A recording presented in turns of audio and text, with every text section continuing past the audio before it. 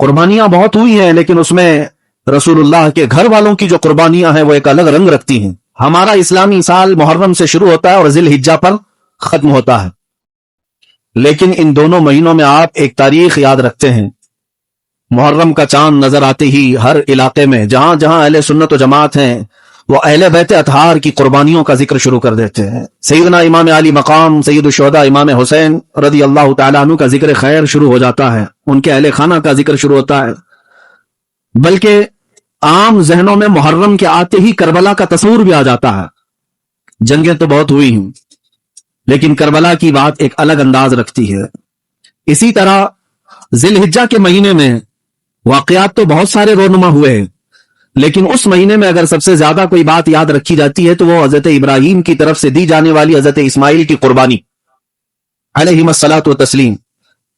اس قربانی کو بھی یاد کیا جاتا ہے، بلکہ ہم بقرعید میں بھی یہی تذکرے کرتے ہیں کہ اللہ کی بارگاہ میں اپنے عزیز ترین بیٹے کی قربانی کے لیے سیدنا ابراہیم علیہ السلام تیار ہوئے۔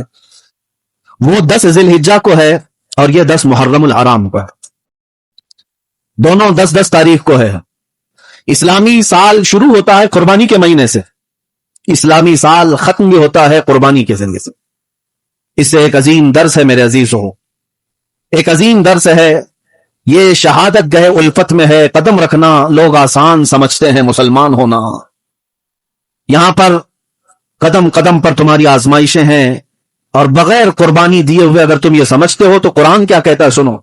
احسب الناس ان یترکوا ان یقولوا آمنا وهم لا یفتنون، 21ویں پارے کی آیت ہے۔ رب تعالیٰ فرماتا ہے کیا لوگ یہ گمان کر کے بیٹھے ہیں کہ ایمان لانے کے بعد انہیں چھوڑ دیا جائے گا اور انہیں آزمایا نہیں جائے گا؟ جو بھی ایمان لایا ہے اسے قربانی کے لیے تیار رہنا ہوگا۔ قربانی کا مطلب صرف اور صرف گردن پر چھری چلانا نہیں ہے، قربانی کے 1000 انداز ہیں، الگ الگ طریقے ہیں۔ گردن پر چھری چل جائے یہ الگ قربانی ہے، لیکن آپ کو یہ بات بھی یاد ہونی چاہیے جس چیز کو تم عزیز رکھتے ہو اس چیز کو دے دینا یہ بھی قربانی ہے۔ مال اگر تمہیں عزیز ہے اور اس مال کو اگر آپ نے دے دیا ہے تو مال کی قربانی۔